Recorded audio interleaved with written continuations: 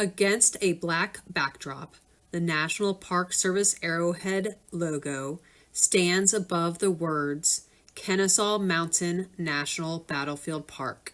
Against a dark gray backdrop are the words, the 157th commemoration of the Battle of Kennesaw Mountain, June 22nd, 1864, the Battle of Cobb Farm, presented by volunteer Andy Cole. Welcome to Kennesaw Mountain National Battlefield Park and our 157th battle commemoration. And what we have here in front of you is a log cabin that was owned by the Kolb family, sometimes pronounced Cobb. I've even seen it pronounced Culp. And you see all the trees around you. These are not original to the battle. And something that's going to be very important to the battle, though, is going to be the roads that you see, especially the road to the left side of your screen. That's going to be a key part of this battle. Now, additionally, looking around you, this would have been somewhere, it's a working farm, so it would have been much more clear, especially the woods behind me would have been clear cut and actually to the right and left of me. So with that being said, Kolb Farm, this is going to be the reason why we have a Battle of Kennesaw Mountain. See, as Sherman sees the position that he's going to have to assault, he says, I don't want to attack. He knows he doesn't want to attack a head-on attack at Kennesaw Mountain. So he decides to turn the Confederate flank, to go around behind the Confederates, hopefully getting along one of these roads to Marietta. And that's what you're seeing on the left side of your screen right now. You're seeing a lot of traffic that is moving into Marietta. This was originally the Powder Springs Marietta Road, and it is still in use today, greatly expanded as you can see. And this is the direction. Sherman is going to be coming from basically my front behind you, moving towards Marietta. Now what the Confederates did is they realized that Sherman had was moving towards their flank. And Johnston, instead of withdrawing, which is basically what he did throughout the entire Atlanta campaign, he decided to shift 1/3 of his army from the far Confederate right over at Brushy Mountain through Marietta and then basically down the road behind me. So if you're looking down this road, there are Confederates down that road on the eve of the battle. Now the battle is going to be on June 22nd, 1864. So that's 5 days prior to the main battles here at Kennesaw Mountain. Now in this instance, the Confederates are going to be attacking. They are going to be moving down the Powder Springs Road, heading to the Union line. And what will happen is the Confederates are going to put out what are called skirmishers. Skirmishers, their job is designed to screen any attack, to make sure nothing surprises the army. Well, some of those skirmishers will be captured, and the Union Army knows, oh, wait a minute, the Confederates are now in front of us and not over on Brushy Mountain, and they know that an attack is imminent. So immediately the Union line will stop and they will entrench and wait for the late afternoon attack that they know is coming. And on the afternoon of June 22nd, 1864, battle will break upon the Union line.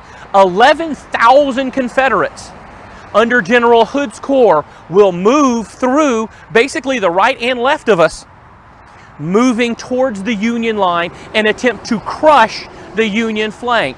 Under Generals Hooker, who is the 20th Corps commander, he will have, from your screen, the left side of your screen, he has the left part of the Union line, and then the Union line will actually bend at a 90-degree angle farther back with the 23rd Corps under John Schofield. And the Confederates are going to move into this position.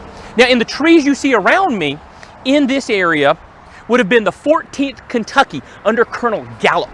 And the 14th Kentucky, they're going to be fighting from behind trees in a very untraditional style. It's not linear. They're going to slow down and try and break up some of the Confederate attack.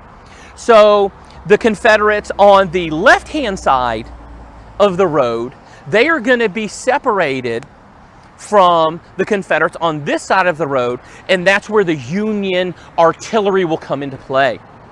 You see, Hood he's hoping that he hits the Union flank. And what he's going to hit is an entrenched position with artillery all along it. And many of the accounts talk about how the artillery was the definitive part of the Union defense here at Kolb Farm, because all along the line there are artillery batteries that are firing into the Confederates. In many cases, the Confederates are getting within canister range, which is, in Civil War parlance, that's very close combat. And they're firing directly into the Confederate lines. Now, with Hood, I need to address something. Many people talk about, if you read enough about Hood, people will inevitably say that he was a wounded Confederate general, and he was, how shall we say, under the effects of laudanum, which is an opium derivative. And if you look at some of the recent research, actually he probably wasn't. He probably was not under any kind of external influence when he decided to attack here. Now, as he's attacking, as I said earlier, he's trying to crush the Union flank.